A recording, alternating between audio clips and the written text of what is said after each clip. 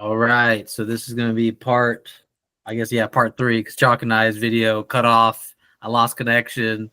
So it's like it's a part 3. So we got Luber with us now. This is gonna get funny. This is funny. I have no idea where this conversation is gonna go because Jock and I talked about the body a lot, but we also addressed, and actually now I'm just curious because Jock asked me about the Heidegger question concerning freedom, and I don't know, Jock, if you want to restate it to Luber, because I don't know if I can actually like re-articulate it the same way you did. I am kind of curious about Luber's response to this question. And then, we can go back to the body. Cool. So we're doing like a little side note pivot. Mm-hmm. All right, Luber, here's the summary. I think you were in the Heidegger class that I was in and Javier was in. I don't remember exactly if you were or not. It was Being in Time. It was a Heidegger class. I wasn't. I wasn't. Because that's where my air quotes famous, not really. Basically, in that course, I wrote an essay critiquing, challenging Heidegger. I saw that video of you talking about it with Johannes, because I know Johannes had you on separately.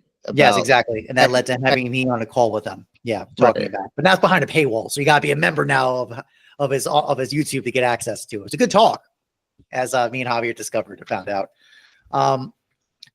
So when I did present it, I was critiqued in the room by Johannes and another pretty well, I forgot his name. He was a very well-read Heidegger reader, minimum. And their critique of what my challenge, and the summary of that challenge was that Heidegger presents this account of substance that specifically with enfrainment and standing reserve, there is this gesturing of a kind of challenging of substance, that substance is being challenged. That's the language in German, by the essence of technology converting being into a kind of indefinite potentiality of standing reserve. So as I talk about in the essay, I point out, okay, I understand what Heidegger is saying, and I totally agree with it in the sense that the difference of a dam versus a watermill grinding wheat is the conversion of a definite end to an indefinite possibility of standing reserve. I think that's very sound. I think that makes a lot of sense. But then my posit is that when this is gestured and pointed out, there is this thrust of a kind of, I'll actually use my language in the essay. At the time, I said, there's basically no reason why Heidegger can justify any distinction of this difference. It's like, why would you not want to make into a dam, make standing reserve into substance? Why wouldn't you? It's actually the smartest thing to do. Actually, now I'm going the other way because I was challenged about this claim. Originally, I was going to show I was kind of defeated or just challenge a legitimate claim, but actually now I'm going to actually use that argument that was used against me to foster stronger, which is, well, why wouldn't we? Well, if Dasein is the origin of truth, and what Dasein kind of lets be being by its intellection, like kind of a witnessing of being and intellecting and then operating on, and especially under the parameter of increasing possibility.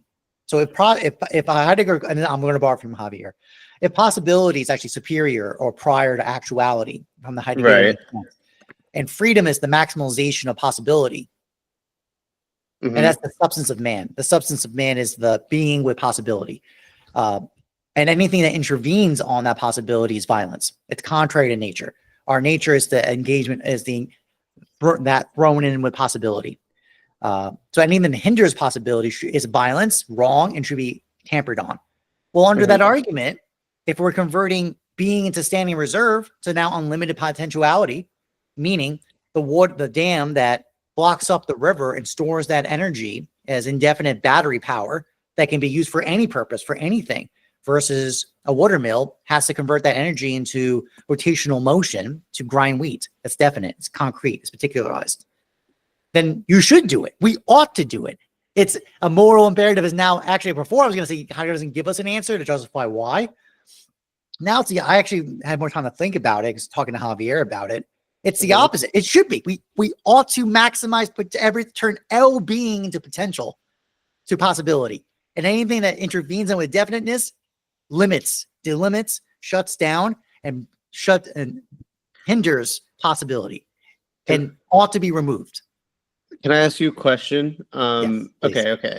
So, but anyways, I'm being really cute here because because the answer to my critique to the essay was that freedom was the answer. But then if I understand that freedom as being towards possibility, and maximalization of possibility is what freedom is, and that's a good substance, like an ontological good that ought to be maximized at all possible times in all possible places without intervention, anything to shut down possibility, then we should do standing reserve. We ought to.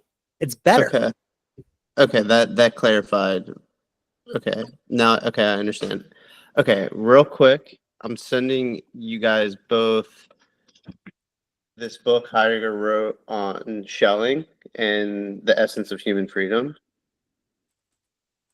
Just, whenever you guys get a chance, check it out, because I'm going to just use this to respond to what you're saying, because it just makes me think of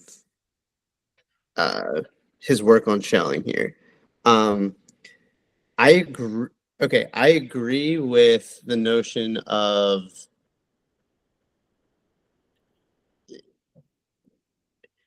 packaging everything should be toward possibility. But what that means for Heidegger is a possibility under a genuine system. And a genuine system for Heidegger is an open system, which he goes through and explains how it's like paradoxical, how, typically when you have a system, it's closed, and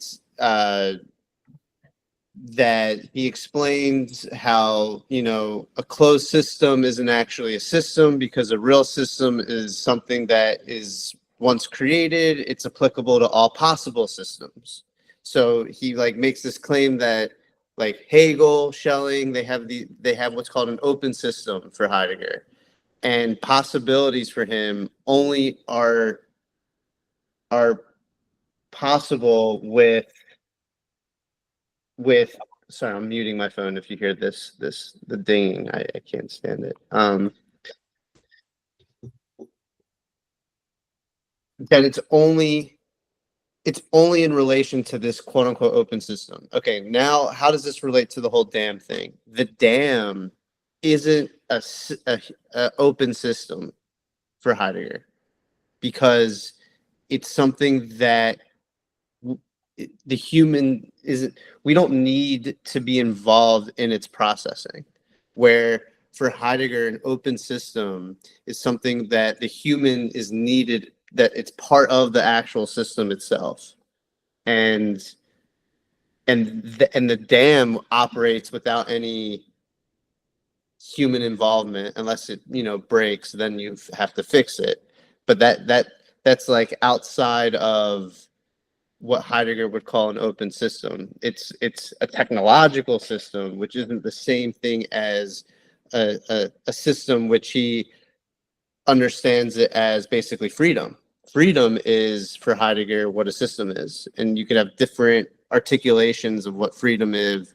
What freedom is, and that's kind of what his point is with Schelling. So basically, my response is just a dam isn't a machine that relates to an open system, and therefore it's not actually prioritizing possibility. It's actually cutting off possibility because you're not participating in it, essentially. Does that? I did not expect that, but yeah, I could see it. I can see it now. Whether Jochen buys this? No, not buying this at all. Well, did it make sense? I don't understand why do you hear this buzzing? The dings? I don't hear it. I don't hear it. I don't hear it. I don't understand. I turned it off and it's still dinging.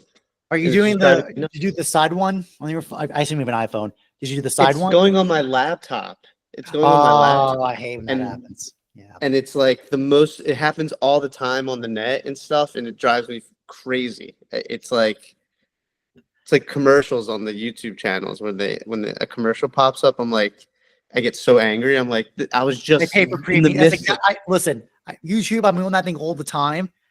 I'm absolutely paying premium for that because absolutely not. I'm not dealing with ads. I should pay premium. Just pay premium. Just do it. Hey, listen, I should. and listen, I do family plan. You pay $23. You just give it you through your friends, and then you split the cost. So That's that's what I do.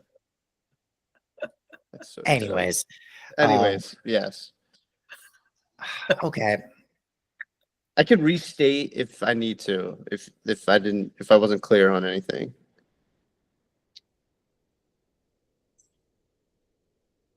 I didn't actually expect you to go that way, Andrew. I didn't actually expect you. I'm a little surprised by that angle too, because. But I could see it. I could see it because it is true, in the sense of Heidegger does give priority to Dasein, and later he calls Dasein the shepherd of being. So something like standard reserve, you're not shepherding in a way. You're not involved in the shepherding. You're just standing reserve. Now, I could see a kind of pushback on this, though, being like, isn't shepherd of being also the lack of shepherd of being? So I don't know to what degree, because then, if Dasein is the shepherd of being, then it also involves its lack of shepherd of being. I just think this word doesn't work because it doesn't have a principle of nature with substance.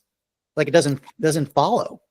Like, for example, this is my part from my essay. If you have why you don't like Kant. No, absolutely not. That's exactly why. No, I'm very systematic. That's what I'm I am consistent in my points. You really are. I was telling Javier, you really are a true philosopher. I guess. I mean, I'm a Aristotelian. I don't know what to tell you. Like, I want to be fair to these other philosophers. And like, that's a little unfair. That's almost saying like Aristotle and Plato is philosophy. That's not totally true. That's not fair. I will say I am 100% an Aristotelian Platonic thinker. I will ride that. I will ride that train on that hill.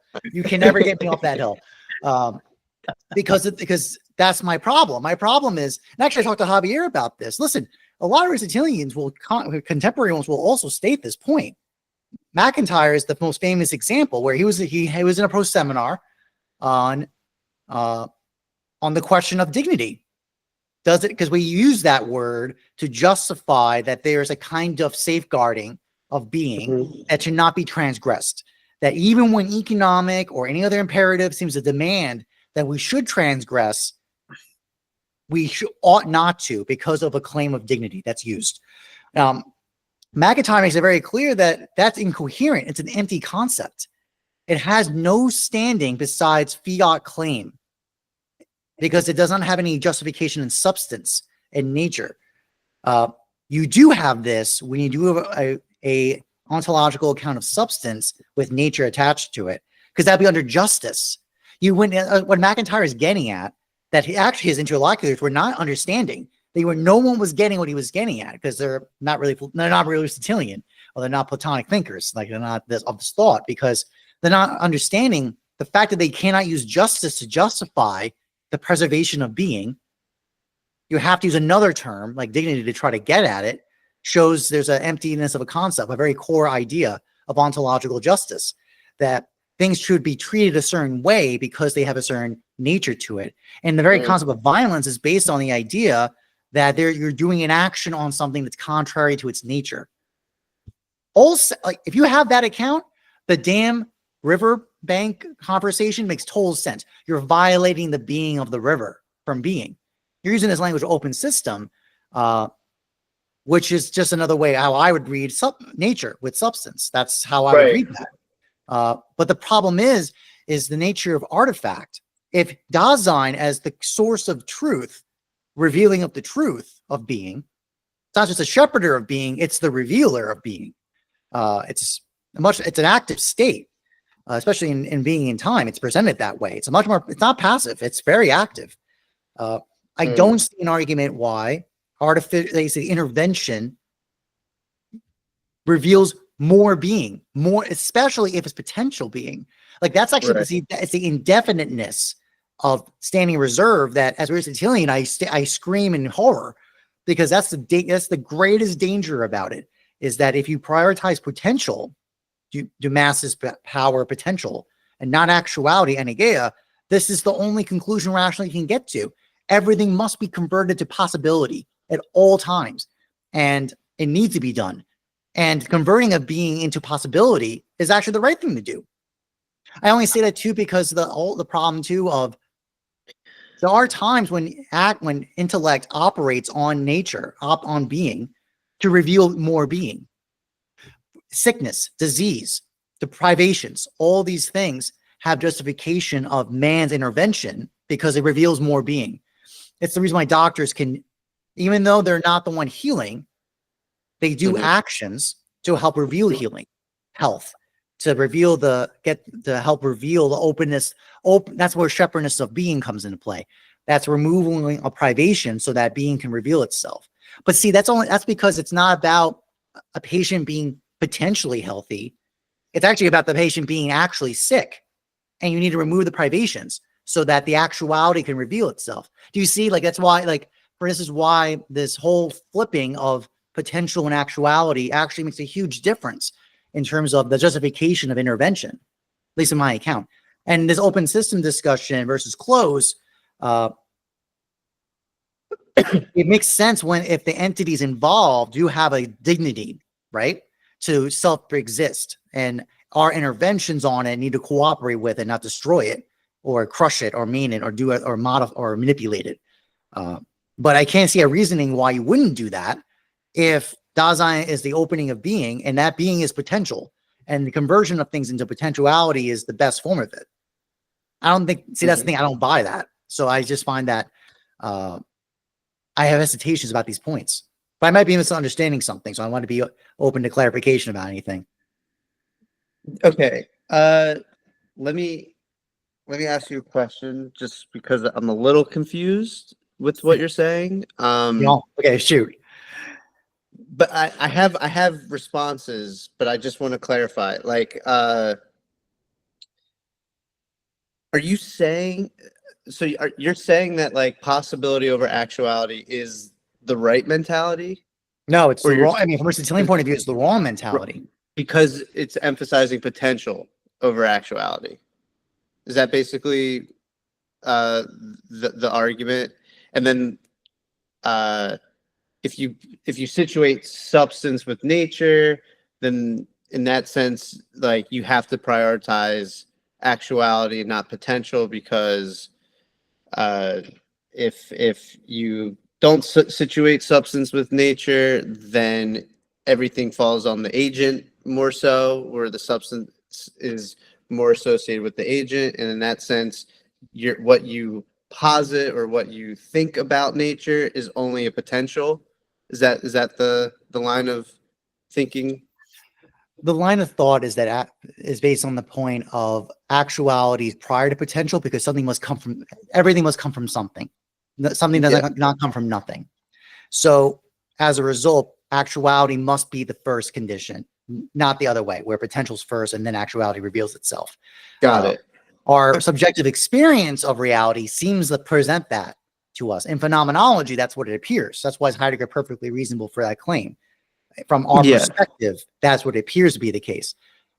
Aristotle is presenting that thought through from a kind of deductive reasoning to show that it must be the case that actuality is first. And he gives a bunch of arguments for that in metaphysics about that case. But one of the reasons why that's the case is because there must be, first I said this point, something must come from something, everything must come from something, not from nothing. So if you accept that, that's the point. Because man does not come from a potential man, man comes from an actual man. Meaning, your mother and your father had to conceive you. They were already existent. That's how you came to be. It wasn't that you. Go on.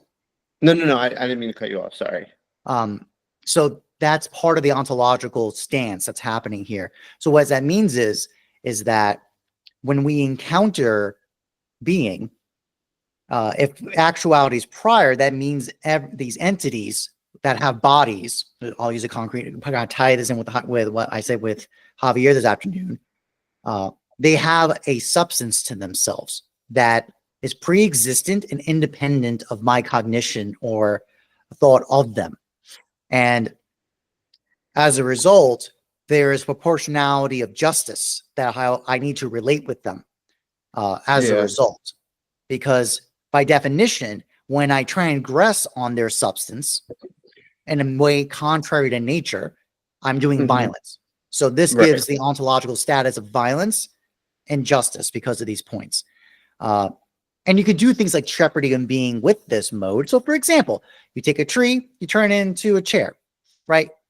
You're using the wood in the tree and converting it into something else, but it's still tree, right? Or wood. Right. In this case. That's like a different dimension. That's like more, that's further down the line. And that's why it makes sense in that way. Right. But do you understand? Like, but see, the argument is said there is that we're using the material of tree to do that. And the reason why it's justifiable is because it's a greater actuality of intelligence. Nous is being activated more because pattern is revealing itself. So the tree participates in the great chain of being in the sense that its matter and coming forth as material then interacts with, because it has a certain way of being of this texture, of this mass, of this all these material properties, it can take on the activity of being a chair and do it well. So thus virtue is revealed, and that virtue is both from the material necessity of the object of the wood, as well as the artisan working on it. So this is a kind of Aristotelian account to say, how does being relate to humans and how actuality needs to be prior, because that priorness comes from the substantial existence of the tree having a real reality to itself that I participate as a intellect, I'm operating with. And it's not a competitive, it's not necessarily violence to convert a tree into a chair, because it's activating more intelligence because it's activating into reality. That's the logic. The Mildow argument. You can challenge this argument. No. This is good stuff. But I just want to say on the onset here, you won me over with the whole lack and nothing thing when we talked about it and we like debated about it. Your point is taken, and it's part of my it's part of my ammunition now, so to speak. It's the most important point of all the points anyone could make. So I just want to make that clear that it's very important. I want to make a distinction between possibility and potential. Go ahead, I don't want to be a lawyer. I don't want to lawyer this. No, it's not lawyering. Actually, no. Like, Johannes had discussions with Philip about Hegel about this point. So I know where you're getting. I think I know what you're getting at with this. So it's a legitimate. You probably do. You probably do. I'm also going to tie this back to Kant and something that I was saying to Javier earlier today, because I do think what you're saying is actually Kantian as well. Which go ahead. Maybe that's my read, not the read, Fair enough. Maybe that's my me fictionalizing Kant, who knows? Okay. Basically, in a system, when a system is unfolding, when you look at it linearly, that's potentiality. So you have the actuality of a system, and because you have the actuality, how that system unfolds and changes and it becomes different states, that's those transitions into different states are just potentials becoming a potential actuality, which its starting point is already an actual open system. That's how it's able to change different states, so to speak. But when you look at it non-linearly, the focus shifts, where how I relate substance to nature, how I relate myself participating in how I relate to the actuality becomes a possibility. The initial understanding of how that system unfolds is where the possibility comes in. And that's why Heidegger has like a quote where he's like, you're born as one man, you're born as many men, but you die as a single man. And like what's taken in that, I'm probably like not saying the quote right, but what's subsumed in that quote, what's subsumed under that sentiment is that there is a man. There is a actual man. But that actual man, from an understanding standpoint, only is a possibility. But it's understood as a possibility precisely because there is an actual man with substance. And how you come to understand that man is only when that man dies. Because what you can project, how it can become, the different potentials cease to be once death happens. Yeah. So to tie this into Kant, I personally think the most important thing that Kant ever wrote was the groundworks of the metaphysics of morals. None of the other stuff. Because what he does is... I hate that text so much. You hate that text so much? Oh, man. Wow. Okay. This is good then. This is good. He's like, you can't really have metaphysics because you can't know the thing in itself. But then ironically, he's like, you can have metaphysics, but not a metaphysics of nature. He puts the emphasis on the agent. He says he oscillates. He not oscillates. It's like I either put my cards in transcendence or as an agent. And he doesn't want to put his cards in transcendence because you can't know the thing in itself. So he puts his cards in being an agent. And he develops a ground in agency by the categorical imperatives. And what that does, though, as it relates to Heidegger, is it situates how it puts constraints on how we can understand.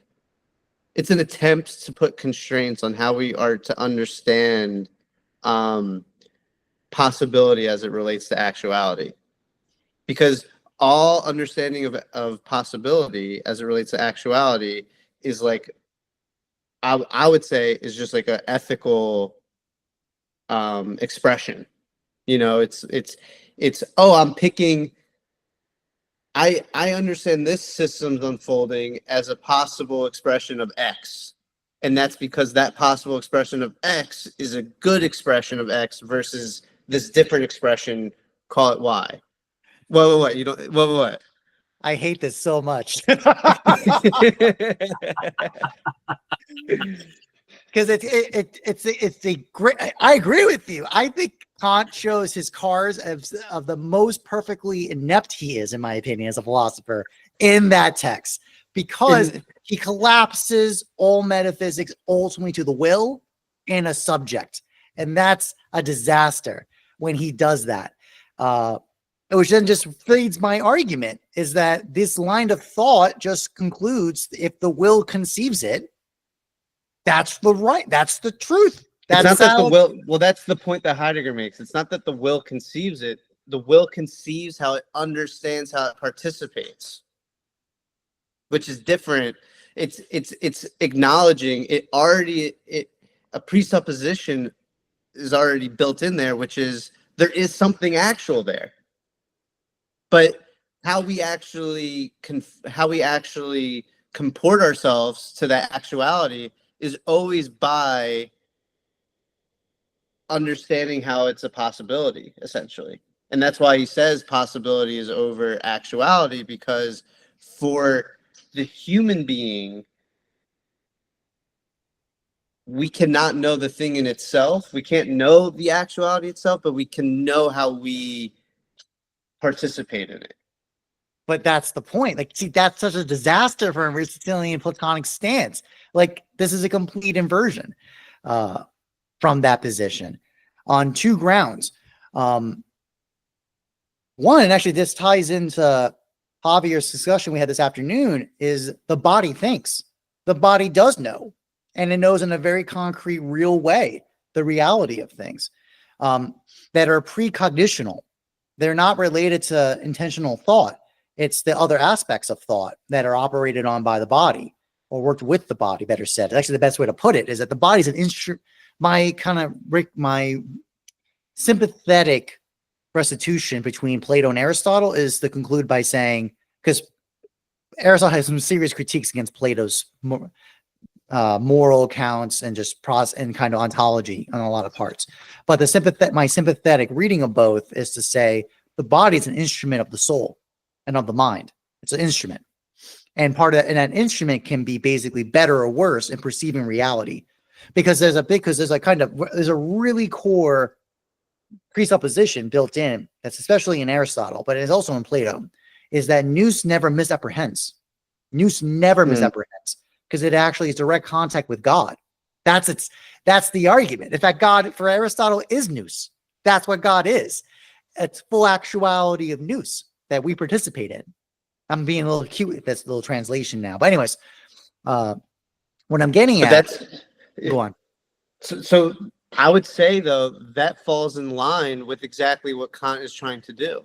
But the problem is nous is, but the problem is that nous is not mind. That's a massive misunderstanding on two grounds. One is because, and this is a very shocking note from Aristotle, is that life is the sign of nous, and that's not necessarily in thinking beings alone. That at the minimum must apply then to plants and animals, minimum. And you can go even further with, again, my Islamic stance, where by faith we have to affirm that mountains and the sky and these material non-animate objects have power of choice. This is crazy from a Western stance. So I'm just pointing out, like, from these accounts, and especially his life, that says these things have life. And in fact, even as an artist and as a designer, we talk about this all the time: immaterial objects as systems. So actually, I'm going to now be a little sympathetic, is to say, we say that systems have life and don't have life, even when they're not organic entities.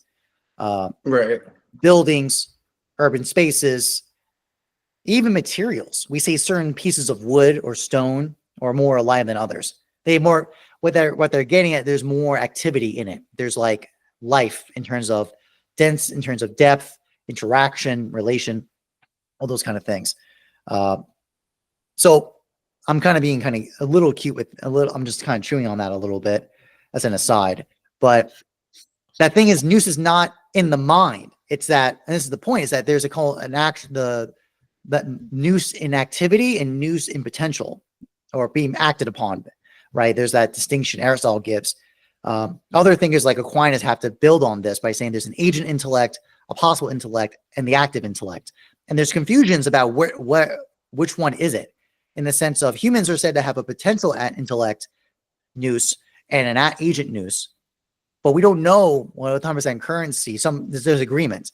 Is there one active nous that we are all participating in? That when we enact our nous, that it's the same nous for everybody, and it's God's, or is there a distinction? So this is why people thought it meant mind in a lot of ways, but that's not really what Aristotle is getting at. And I say it because life has a much broader expression than mind-dependent activity. It's that we use our bodies with our minds to recognize life, and we see it basically by interacting with it. So I'm gonna cut in here a little bit, because I think, now I brought this up to you earlier, Jacques, because my suspicion between connecting Heidegger and Aristotle was perhaps Heidegger's a priori understanding of being is this kind of nous. And the reason why I say this is because for Heidegger,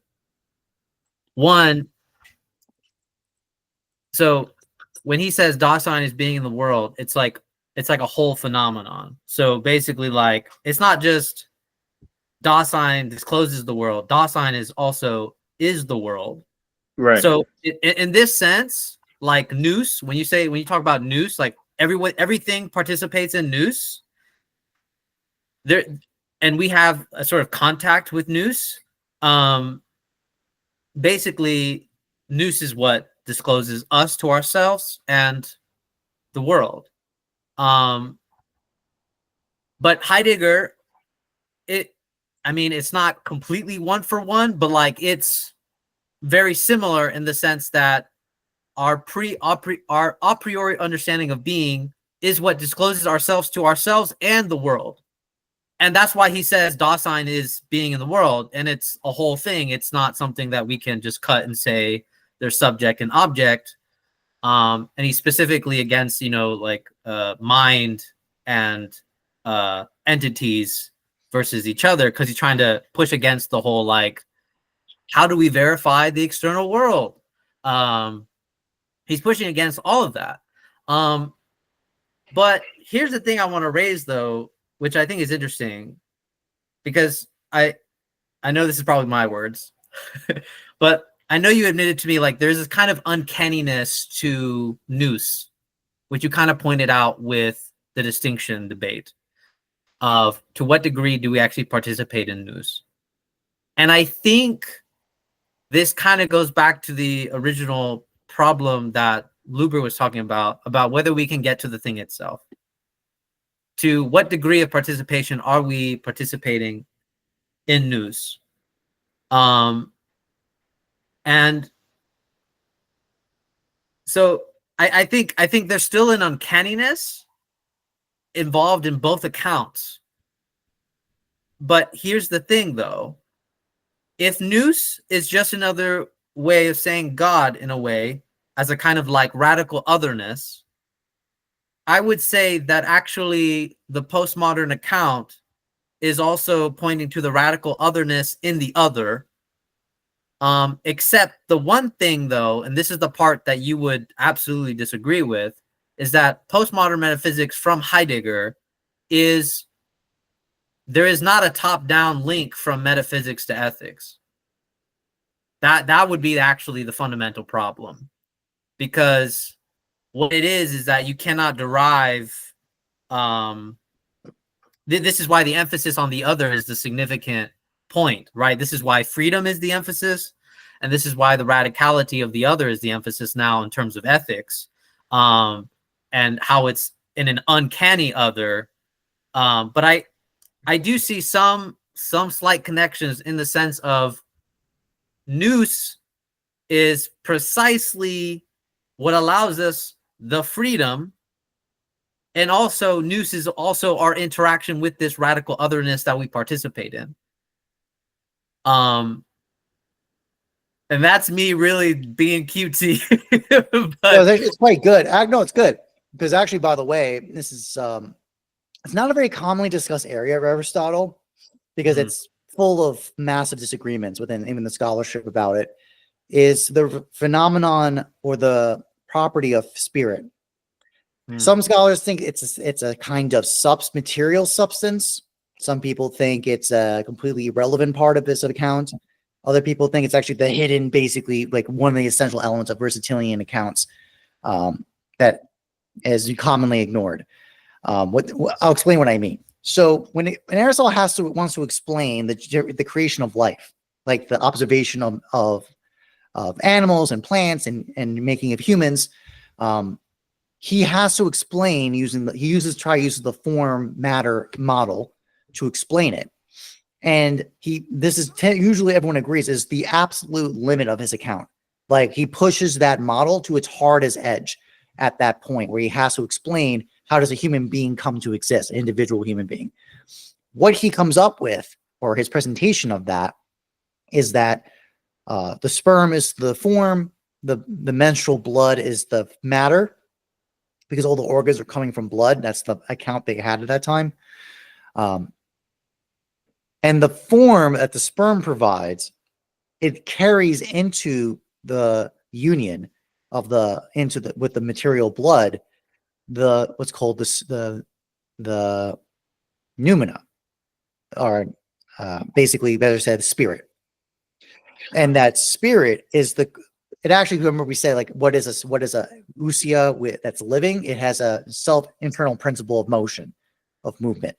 That, what is that concrete thing that's moving, basically that's in the sperm, carried over with the sperm, that makes the being come to be living as the first actuality in elentia of a body with the potential for life, capacity for life, is spirit. Some Stoic thinkers thought that, as opposed to matter being the individuating principle to justify why do our individuals, because our matter is distinct from me and you. Some Stoic thinkers have used spirit as justification. So the individuation of entities comes from their spirit being distinct. And spirit, in the sense of it is something that carries into the material object. It provides the soul, basically implants the soul into the matter and ensouls the matter to create the form, the substance of the thing. And that, by the carrying over of that spirit, the individuation of the parents are carried into that, and in terms of the matter, as well as carry into it nous, which is, and if it's a faculty without an organ, it's a body without an organ. That's specifically said what nous is from Aristotle. So that leads to just basically a tension. That basically explains that tension of what you're getting at.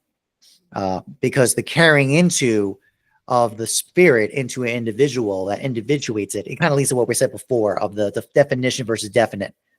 That definition comes from that spirit, but the definition comes from its secondary substance as man. So the particularization, bless you, the particularization starts at the particular, works at the general and comes down to particular. So that's from the carried over form. That is, for Aristotle, this explains why eidos is not the individual, it's the kind, it's genus.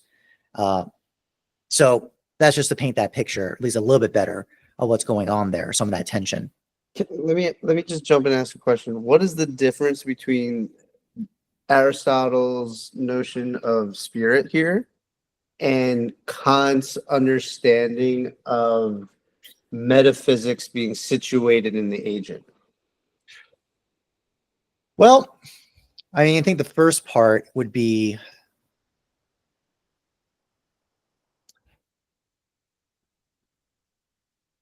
let me just clarify. Clarify that a little bit. It sounds like they're very similar, and the reason why I'm saying that is because how he situates metaphysics in the agent is not just in a agent; it's in the relation of agents. And like when you talk about spirit being this non-physical body, that to me is the same as an agent being in a situation with agents. That's not, but that's the thing, is that, so you're connected. So because Aristotle is being forced to have to explain how does the material fetus come to be, that's a presupposition. Like, that's kind of demand, like, because he's being pushed to explain that, he's using agents to explain that part, right? The kind of efficient cause. But that's not the total story, because there's both a final cause and the formal cause to give the account, the atia account of the causation of the substance. So I don't think that's really solid in terms of, even though this account seems to present the emphasis on agents, because the sperm is carrying into. This is a way to me. This is a better way to put this. Do you remember, guys? I mean, yeah, both of you were in my beauty class. Do you remember in Parmenides, this whole point about when Plato is pushed, or Socrates as a character is pushed by Parmenides to explain what is form, what is eidos, and he gets pushed and pushed and pushed, and eventually he has to say it's a paradigma, it's a pattern in nature. That's actually a really telling point, because what that says is that you can have these patterns that have correspondence. So what that means is, the reason why that you're a human being and not a dog is because I'll use the crass material point. the DNA generation from the egg of your mother and the sperm of your father happen to have a certain pattern. It's not a dog, it's a human. If it didn't have that pattern, you wouldn't be human. And in fact, if that Right. pattern was ever disrupted only by so little, you wouldn't be alive at all. So that's that consistency of pattern that persists over time is not because of the agent. This is a kind of, again, this is a Platonic stance and somewhat Aristotelian. There is a reality of form that does exist. I will admit, this sounds like the kingdom of gods for Like in what's- that work. what do you mean? So he explains where it's like at the end of the groundwork, at the end of the book, the final part is the kingdom of God. And that's because he basically says, these categorical imperatives describe this underlining geometrical constraint that we are always situated in no matter what the context is. And that's because it's just isomorphic to the kingdom of God, essentially. That there's this pattern, essentially, that is present on Earth, but isn't reduced to only being present on Earth. But it's not something that you will be able to identify in nature, because he says you can't identify it in nature, but you can identify it in agents. And when you take that all the way down to its root, it's actually just it's just isomorphic to how the kingdom of God is geometrically constrained as well, which sounds like nature again, but he makes a distinction where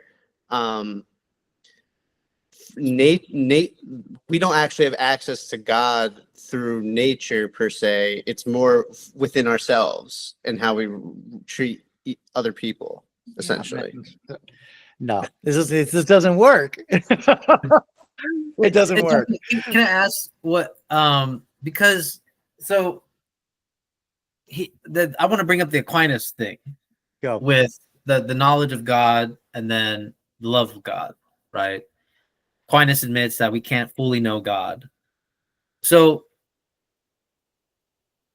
is Aristotle saying that we can know the thing in itself, or is he saying something like love itself via the agent that we can know God in its actuality? Because I feel like a lot hinges on this, because I feel like in some sense it is up to the agent, because they cannot know God. Aquinas is already saying you cannot know the thing in itself. If it's God, that's the thing that explains everything. We cannot have perfect knowledge of it.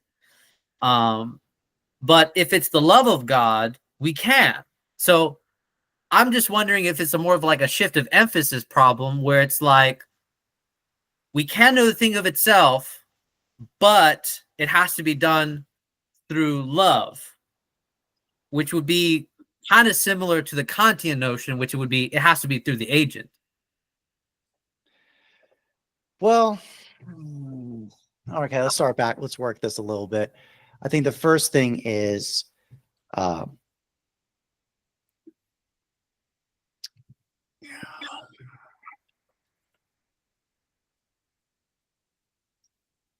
think it means, but when we say, how do we know? The meaning of knowing has to be clarified. So what I mean by that is, because I'll explain. So obviously the operation of logos to use definition creates a form that could be knowable, right? But one of the major points is brought up is that, and Aristotle admits this, is that it's fully aware that that will always be lacking because it's of a secondary substance, not the primary substance. So the primary substance does participate in the secondary substance. It is of a kind. And that is that the morphe, the particular arrangement, the form of the primary substance, the morphe, does participate with the eidos, the secondary substance. They do relate. You are told something about, you are getting content about the entity in question if you know its eta, if you know its definition. You do. Is it complete? No. But is it something? Yes. And and the word language uses experience. It's through experience, phronesis, perception, that we gain an eye of resemblance. Like the whole argument of the eye of resemblance, these presentations in poetics, in rhetoric, that they reveal real anegeia of the reality of things that are disconnected, which is another way to talk about actually even the way logos is actually meant by Plato, for example, and Phaedrus uses that same kind of language, seeing the unity in difference, right? Some kind of unifying, the analogos of the unity of distinct things from each other. Does posit that we do have real understanding possible.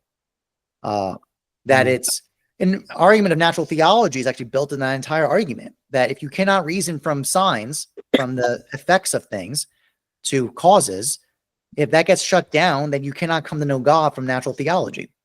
There are some schools of thought who do claim that the only way we know God is through a kind of top-down decree of command because of the Quran's existence or the Bible or other holy texts, that it's only because of that we know.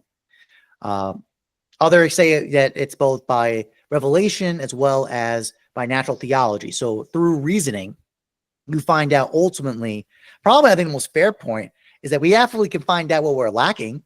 I think everyone can agree to that idea pretty unanimously. But then it's the next move, what happens after that, because I know the typical stance, like the Nussbaum argument of what metaphysics means is to the shelf, this next one on the shelf of physics. I think that's kind of a lame point, because it is true that the point is physics points out there are gaps. This account can only go so far to explain this. This whole idea that somehow that the sperm carries into, as the form carries into the blood as matter, the spirit, which then produces the form that has soul, and that soul has in a period of development has within it its realization, its alentia of nous, which was already pre-existing before, but then comes to be in this particular entity at this moment. How could you possibly explain that in physics? You can't. You have to go to metaphysics to explain that. But so they kind of Javier, your point to circle back with, they would say, I think the Aristotelian Platonic stance is, yes, you can know, but at the very base, because you can have an eye for resemblance of connections and relationships with things, that really is a function of and those point to real reality. But then more particular, that even with the operation of logos in general, you find out it's lacking. So it's always going to have a gap. Okay, so you're saying, and thus that awareness of something's lacking is a kind of knowing. You see, like it's not like it's not absolute unknowing in the sense of right. No, no. Heidegger admits this too. Yeah, I was just about Heidegger this is falling right into Heidegger very nicely, I think. So, sorry, go ahead. Heidegger admits this too. Like like the fact that we don't know already like proves that we have an understanding of being, because we're saying that we don't know. Like, how is it that you can point out and say that we don't know without already having an understanding of being? Basically, you just lack the articulation. That's what he's saying, and that's actually what you just said about it's the logos that has that fails in the account, right? Not nous. Nous does not break, but logos does break. Right, and I think so. God, okay. I really like this conversation now, because I feel like we're really like pinpointing like exactly like where some of the shifts happen, I think. Because I'm going to recap a little bit. So the way you framed this was, we can know the thing in itself. It's just going to be a lacking account, but that doesn't mean that we don't know it. Right? That doesn't mean that we don't know it. Okay, so remember, Javier, we did an essay dialogue together once where I posited this language of awareness. It's a more generalized way of knowing. You could be aware. What did you call it? Awareness. Oh, okay. That's still not even the best word to use. It's just to say there are operations of knowing, of awareness that is not knowing. Meaning, I'm aware of this room. Like if I wasn't aware where I was in this room, basically, I forgot the term, awareness of my body in space, I'd be freaking the fuck out because I wouldn't know where I am, right? But because Cognition? but it's not my real, and it's not like I'm constantly thinking about it, but I'm Mm. very aware that I'm sitting in a chair in a room. If the room started spinning and the floor started turning on me or tilting, oh yeah, then I become very aware. That awareness becomes switched on to knowing or kind of alertness about it. It's more about this kind of background allocation. I think that's the word. I forgot the word, but basically it's like bodily awareness of your space. Mhm. I'm just trying to pause. I'm trying to get to what I'm hinting at with this point. That does not mean it's, to use a neurology point of view, it's called the default mode network. So there's basically two modes our cognition, our brains can operate in. The default mode, which is an interesting term, it means these unconscious automatic processes versus the intentional thought of like, we're really actively aware what we're doing. They actually alternate. Basically, when one's really activated, the other one turns off. But that's my point. So that our awareness is absolutely aware what's going on. You know, I'm sorry to use a double term, but that doesn't mean we necessarily know with concreteness. Think about the times you ever do something where you're like, no, that's not the right answer. You just know it's not right, but you can't articulate why. That's an example of it. So this is fascinating for a couple of reasons. It's because, one, it's either this obsession with the thing in itself we've essentially carried off with, we didn't like the fact that there was a limit, because what you're positing is we can know it, but there's limits, essentially. Like there's always going to be a limit. Like it's never going to be perfect. And I think it's possible that the philosophy, like the history of philosophy, has gone on this train of a purity of the thing in itself. Okay. What's interesting though is some people's reading of Kant, and I'm sorry to bring this up, some people's readings of Kant is that actually, and this is where Hegel comes in too, is basically Kant is saying that this is the limit about the very thing. Now, I think you're doing a very like interesting switch here, which I guess the most common Kantian argument is like, okay, we can't know the thing in itself, right? But then Hegel comes in, and what does he say? He goes, we can know the thing in itself because we have an understanding that that's a limit. And that means if we understand that that's a limit, that means we do have some sense of what that thing is. And that's why the subject collapses, because we do have an understanding, even though it's a limit. Let me. But let me that's my just squeeze. just to ahead, jump go in, Javier. I'm sorry, Luber. That's my No, no, point. you're That's good. what if we conflate intellect logos with nous, then actually all I'm seeing Hegel do is just acknowledge that point. That there is a distinction of nous and logos for exactly these points. Yeah, because that's the thing that's the thing that allows the subject to be aware of the limit, and that nous absolutely knows like that. So yeah, I think that's a perfectly reasonable analysis. So Heidegger comes in where the limit of possibility is actuality. So it's like, okay, Kant sets the limit. He's like, here's the limit. Hegel points out, okay, we can still know because there's the limit. And then Heidegger comes in and goes like, okay, now that we're able to make a determination of this, why do we, and this is kind of what I was saying to you earlier, Javier, like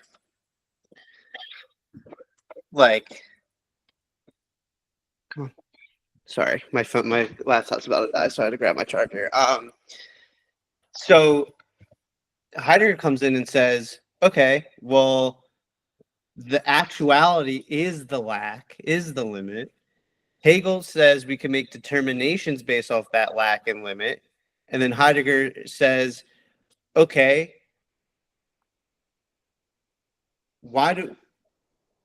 how we care about that determination is based off of the absolute choice, to use Daniel's language, of understanding that it's a possible determination of that limit.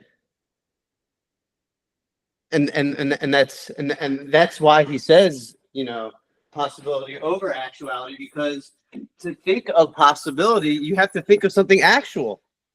You can't imagine something. When you say the spaghetti monster in the sky, it's still spaghetti. It's still based off of something actual. So that, like, not to make like just a a crude point, but it's just but just I'm gonna piggyback what you're saying, Luber. Javier, from our conversation this afternoon about cleverness and quickness of wit, that's a great example of it, where it's the quickness of that act of apprehension, and then the seizing of the moment to actualize, to succeed. These are operations of the body, and particularly with an aspect of relationship to nous. These are just, I think that I see that parallel with that example, what you're saying, Luber, in the sense of when a subject is presented with a circumstance that they have a challenge, a limitation, and an impasse, and they have to find a way to solve this issue that's outside the parameters that are initially presented. You have to break outside that context into a larger, I call it basically the use of Vervaeke's language, a relevant realization. You got to realize something that was completely not relevant in any other moment before, now is relevant. The example, just to summarize for you, Luber, Javier had an issue where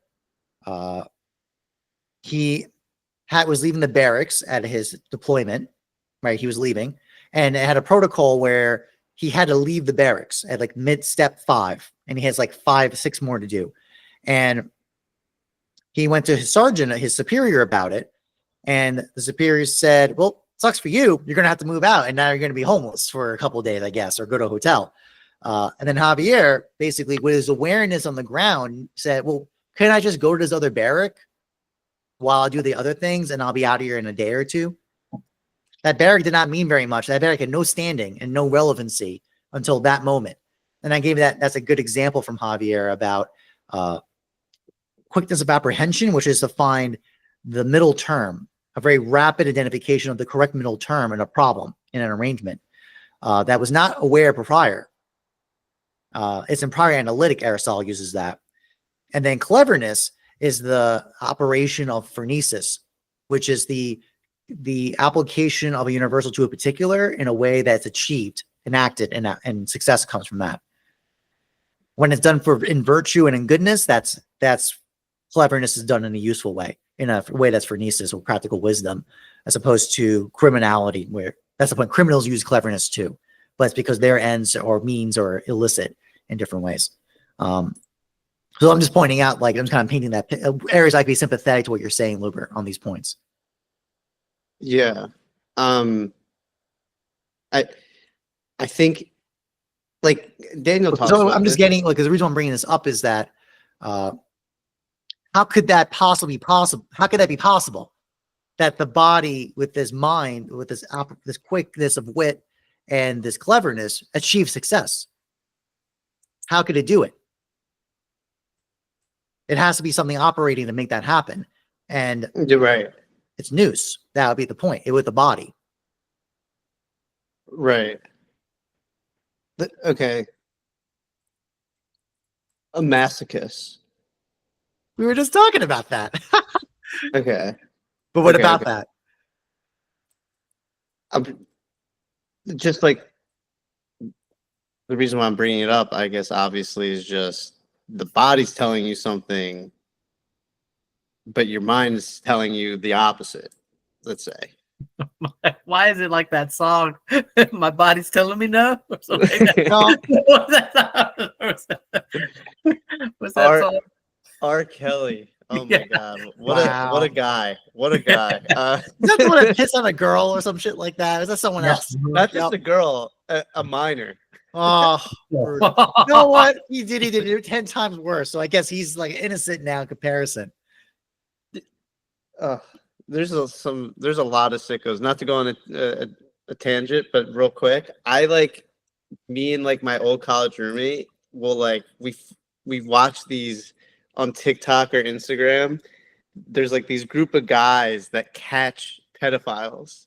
Have you ever seen any of these? Oh yeah, I've seen these. Well, how Where to it's like catch a predator. I mean, it was a TV show Right. a while ago. Right. And they'll be at like a Best Buy or like a Home Depot and be like, this guy's trying to have sex with the 9-year-old boy. Like really trying to like embarrass him. I just find it incredible that this is just like there's like they have like hundreds and hundreds of videos of this. It's like insane. I just can't believe it. The R. Kelly thing made me think of that. Anyway,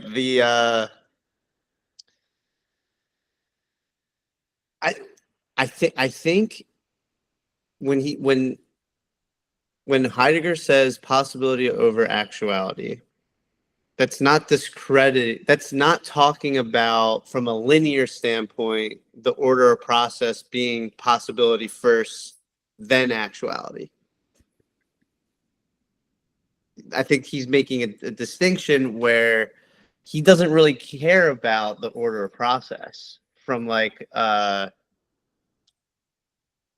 nature standpoint. He cares more about not necessarily how the universe emerges, but more about like when mind emerges, not even life, but more specifically mind.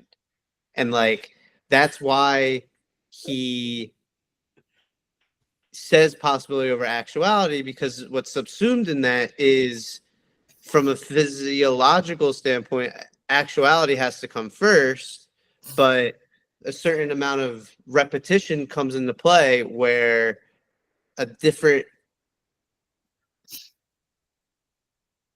mode reveals itself and becomes primordial in a different dimension that he wants to bring focus to, this like existential dimension, which I think you could trace back to Kant's categorical imperatives and the groundworks of metaphysics and morals. Yeah. I would have to like write something to like show that, but No, you don't have to show. I mean, that's my belief. That's my stance. Yes. but like that's not discrediting. Like, I guess I'm not seeing the issue with basically seeing that in like, okay, you have actuality first, but then in terms of how we understand the actuality, possibility is more important than actuality. Because it's like the choice you make in turn shapes how you see the thing, see the situation. Like to going back to Daniel's thing. No? It's not a no. It's just like, I'm saying, well, yeah. And thus, but then you go right back to my essay, which is to say, then basically, no kidding, that we should just make everything possibility. Make those goddamn dams. Everything standing reserve. Do it. Because if we have now that cuts potential. Possibility off, though. That's not possible. That doesn't extend existentiality. The dam. What extends existentiality is creating more of a space for participating. For minds, correct? For minds. Do you understand what that means? Oh my god. Not. I think I understand what it means in relation to like the dam versus the windmill, because the dam version doesn't create that extension for mind. Right? Well, what if that power gets used to power the internet that allows us to have communication? But that's not he's focused on the actual mechanisms of that thing, not the ramifications of that thing. Because for him, the ramifications of that thing is like kind of irrelevant, because it's almost like all this communication from the internet is contingent off of like something that actually will end up cutting off communication, because he always thinks about the initial part of a system's unfolding, and that initial part of the system's unfolding actually will in turn shape the end result of any possible consequence with that unfolding. So even if we focus on the dam, and it does create more communication, it creates more mind at a certain point of the unfolding, eventually as it unfolds, it'll actually take away mind, because the very aspect or mechanisms that allowed for that quote unquote mind extension in in repetition kind of amazing. will actually get undermined, and then it'll actually cut off that moments of extension. That's what Heidegger would say, I think.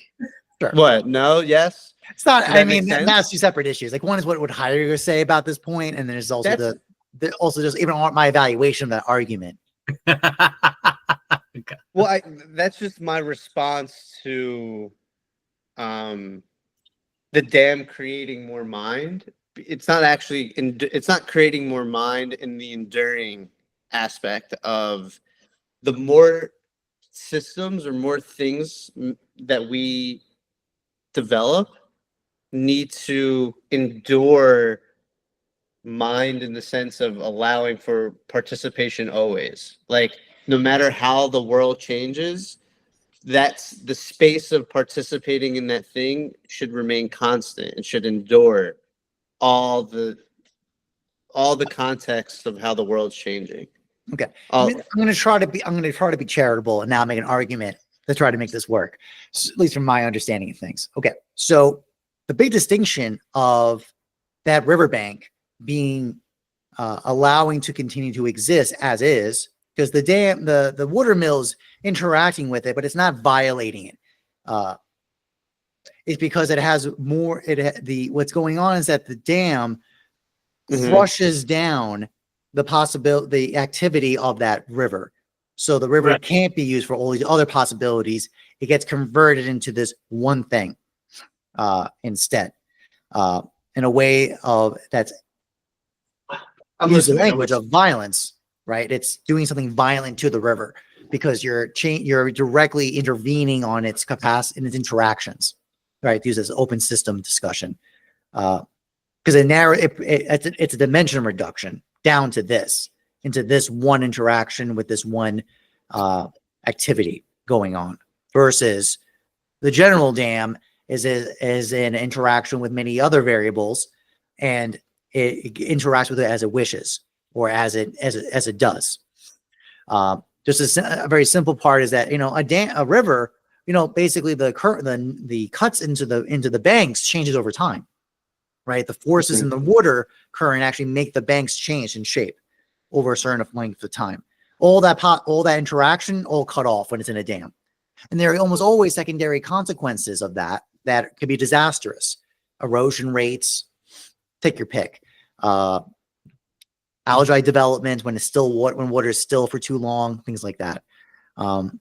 So there is activity. There's kind of when nature is permitted to do what it wishes to do, needs to do, it has an equilibrium of relationships that when man intervenes with a stamping on of a certain enfrainment, it shuts down all those interactions and compresses it into one dynamic. And especially its most extreme forms when this gets turned into standing reserve. So all that potency is now kind of been synthesized and compressed into a potency that is indefinite and can be converted to anything based on desire. Does that follow? Is that working so far? No, it follows. I want to push back a little bit on the desire part at the end, because it being synthesized down basically to desire doesn't necessarily equate to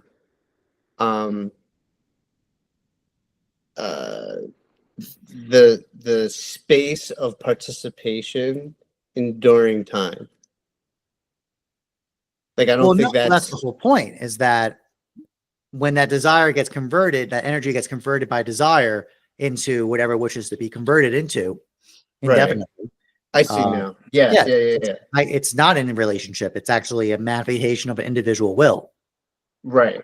Which I would say for Heidegger, that's like counterproductive at the end of the day. Mm-hmm. So okay, your generous response there makes me think you agree. No, I don't agree with that. Luber, you tried it. You really did. You tried it. You tried it, Luber. You tried it. Okay, but let me jump in here, because so Joaquin, you admit that there's nous and then there's logos. Mm-hmm. Logos will always be insufficient to participate in the full account of the nous. Right? Yes. It cannot give a full account. Okay. Here's Heidegger's thing, though. The problem that he has with the meaning of being is that we haven't articulated the meaning of being properly. Mm-hmm. Okay. So I guess this is why, and I think this might be the connection between Heidegger and Aristotle, actually. Is that Heidegger saying, because we come up with this assumption about what being is, we run into error because we have not articulated it. We keep forgetting. That's actually a part of the other thing. We keep forgetting. But he always gives props to Plato and Aristotle because they thought the meaning of being. From there, nobody is thinking the meaning of being anymore. Mm-hmm. Yes. So in some sense, he's obviously, I think he's very close to Aristotle in this sense, because he's saying, okay, so we've forgotten being. We need to re-articulate being again. But we need to give a proper account. Now, there is one thing, though. He does admit we can never, in some sense, give a proper account. But his emphasis is always that we should try to give an articulation, an adequate articulation. Now, the one thing that I could see you jumping in here is being, where does he get the standard for the justification for a better articulation of being? Where is that connection coming from? Go ahead, Andrew. I see you want to say something. Thematization. That's Okay. where That's theme fair. comes into it. I mean, that's your move, Luber. I want to know what I would respond to this. That is mine. And I was getting shit on IDW for that move, so I'm used to it. So, but I'm just eating hide. I'm listening. But the thing is, though, is that I think really what happened is, I feel like this is what happened in philosophy now, after discussing more with you about this, is that no one wanted to accept lack as the framework for between nous and logos. Correct. Yes. Yeah. And that's why and that's why it went on this super like obsession about how do we get to the thing in itself in its like most like purest sense. And I feel like at the end of the day, like it's still in some sense, like, because it requires a participation in being, like, I think it's just like an emphasis. I feel like it's an emphasis debate, because like even your emphasis on like natural theology, for example, even in the Quran admits like Allah can harden your heart, right? And Yes, you cannot see the signs. Mm-hmm. So there is still a lacking account in the natural theology, which is still ironically predicated on the agent, because fundamentally what's advocated for is a kind of openness to, like, if the agent doesn't have the openness to see, then it's like you don't see it. You don't see the obvious signs, essentially, even though it doesn't necessarily like prove, but it indicates that there is a God, right? That's what it's supposed to be. Like, it's supposed to be an indication, not necessarily like a proof, but like it's an indication, a sign. But it's still like weirdly predicated on the agent because of this hardness of heart, openness of being.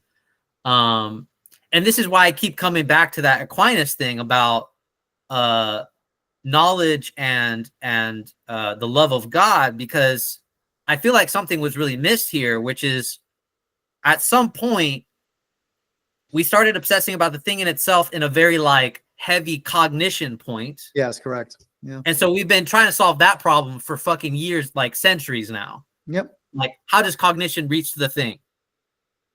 It seems like Aristotle is willing to say cognition does not reach the thing, but participates in the thing. And the way that we can participate in the thing is by love itself via the nous.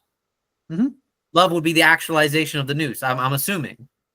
Or like its meeting point. But this also would, like, I guess it kind of, fuck. this is like a really shitty thing for philosophy of history right now, because the way I'm painting it is like. Why do you think I've basically dedicated my studies to Aristotle and Plato? Because you're about to probably say what I concluded when I started this journey 10 years ago. But please go ahead, Javier. All I can say is I know that I cannot convince you out of the position that you're in, because I feel like you do have enough ground to justify your position. That's all I can really say. And it's because I think the philosophy got fixated on a cognition knowing in itself versus a body kind of knowing. Heidegger does kind of bring this, but he doesn't really address the body in itself. I think if I were to like develop Heidegger, I would say circumspection is what gets at this. Yeah. Circumspection. His idea of circumspection is what gets at this. But so far, the history of philosophy has been riddled with an epistemological account of how do I get to the thing in itself? And Kant already proved that you can't. And then Hegel says, oh, but we know that we can't. So it's on us. And so in some sense, yes, it's on us, but it's not. It's a debate of access to being, essentially. And it's not knowledge. It's not knowledge in itself. It's a kind of knowing that is predicated in the body, which is something Aristotle and Aquinas have already said. Look.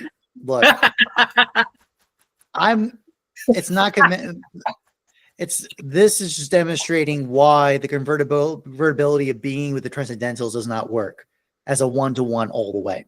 Meaning, Aquinas has this stance, and lots of philosophers have the stance that truth, goodness, oneness, and beauty. Sometimes beauty, not really. A lot of times beauty is not even entering the equation. It's only Bonaventure and some later theologians who've really allowed beauty to be a transcendental, where it has convertibility of being, meaning where there is truth, there is being, where there's goodness, there is being, where there's oneness, there is being.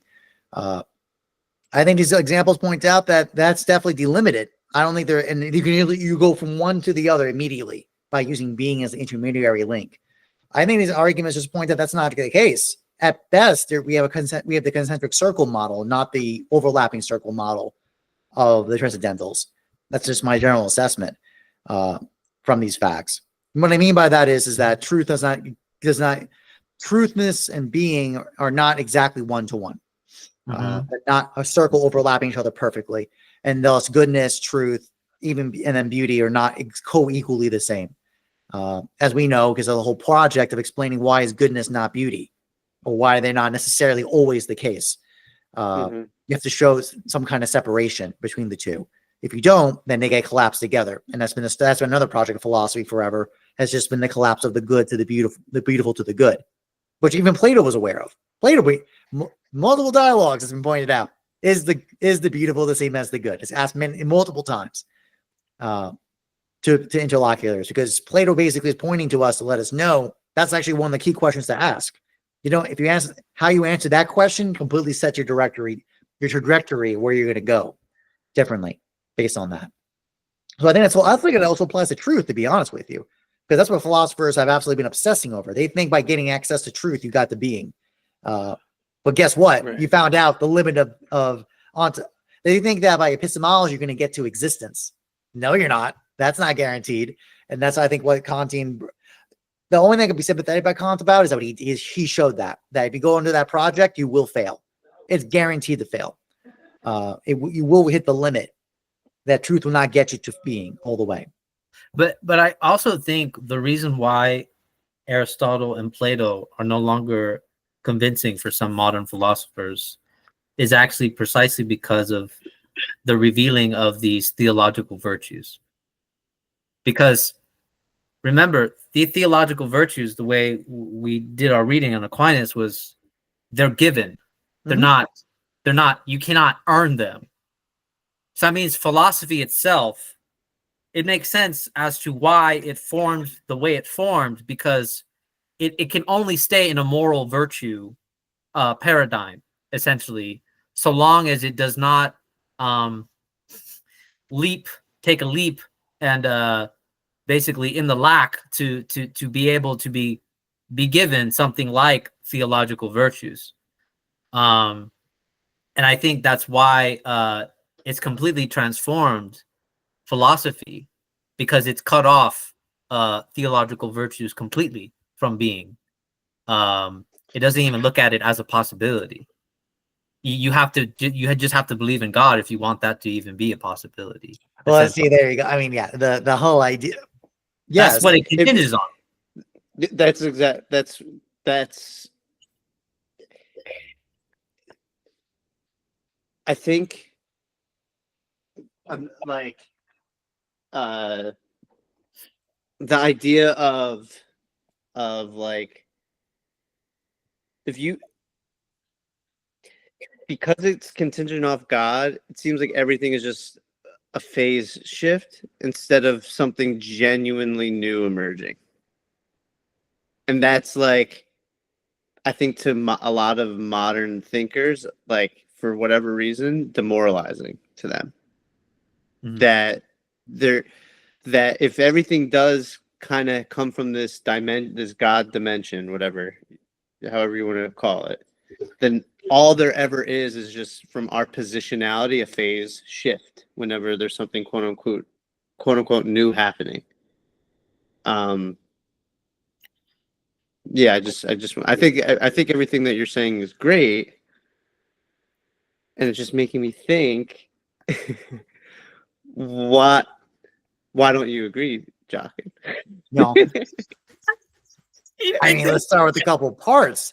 That goodness is about about an intellectual, I have to hop off in 5 minutes just because I got a new part-time job and my boss wants to talk at 7:00, and I told him 7:10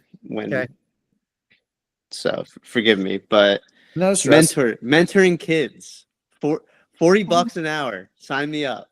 Hey, good for you. Wow. Not a bad deal. Yeah. Sorry, I didn't mean that. No, it's all good. Let's start with the first part, the fact that virtue became just about literally, again, the Kantian point that the essence of morals is goodwill. No, absolutely not. That'd be the first positing. So the fact that the domain of goodness has been collapsed into a goodwill, and literally to the point that basically once saved, always saved. Basically, if I say Jesus saves me, I'm now saved by that very act. These are motions of belief or the only thing required to be a good person. And we know that today. Basically, the question of I'm a good person. I believe the new cause. I believe in the cause. Like whatever this current problem, what the current cause is. And then as soon as it's no longer socially convenient, you just forget about it. Because what matters is that you show your allegiance in belief to the good, or whatever that case is in the modern world. I think this is completely bankrupt. I cannot accept that. And I think the arguments from Plato and Aristotle, what virtue is, especially is actuality. See, that's the thing. Virtue. The problem with Aquinas, he starts the motion. You can start seeing in Aquinas the motion movement of virtue to be particularized to a human subject. So it's virtue for a human subject, and it goes down this route of belief, ultimately coming down to an object of belief. That's what virtue is for a human being, not this not the ontological status of arete as actuality, that all things interact with actuality, right? And particularly with arete as the instrument of nous. There's a line in Redeeming Ethics about that. So arete, virtue's purpose as an instrument is to realize nous. That's what's going on, because nous is, as I said in the beginning of this conversation, I have with Javier in the first one, excuse me. Life is the sign of the actuality of nous. So for these reasons, I think the kind of argument that you think that, so on that point of theological virtues, now it is true that God is the one to act on us. So we are in a passive state, not in an active state, but we certainly need to be prepared for it. So actually, this is shout out to Daniel with the preparation versus planning point. Yeah. That's the shift that has to occur. We think that this is to be good is a question of planning, not preparation. And the theological virtues actually reveal to you the best you can do is prepare oneself for the opportunity that reveals itself at God's will to allow that to happen. But you certainly have a role to play to prepare yourself for it. Because even that's the Catholic stance says about this. You can certainly do things to get yourself more apt for virtue. So you can't compel God. You have no right to.